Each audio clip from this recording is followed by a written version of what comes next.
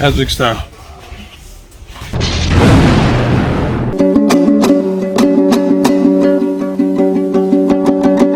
Мен қазақпын.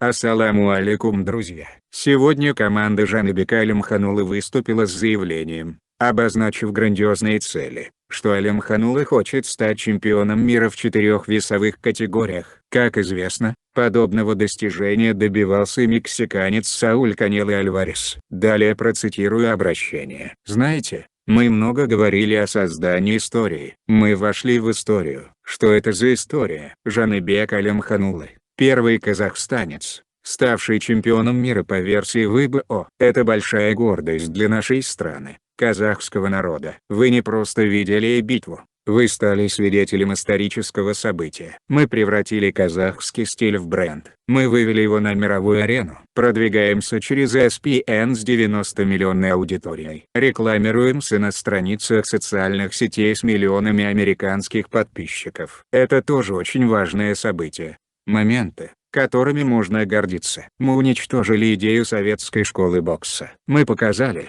что у нас есть свой стиль и какого он уровня. Появились миллионы поклонников. Казахстан выйдет на уровень Жаныбек. Казахский стиль, если пожелаете. Мы работаем над этим. Слава Аллаху. Мы проделали большую работу. Мы не хотим стать тщеславными или высокомерными. Не беспокойтесь об этом. Нас не так воспитали. Нужно сделать больше. Мы только начали. Пришло время выйти на бой со знаменитыми противниками и победить их тоже. Нам нужно снова войти в историю. Должны быть чемпионами мира в 4 весовых категориях. Большое спасибо, что поддерживаете нас. Высказывайте свои пожелания и пишите. Пусть у нас будет много победных дней.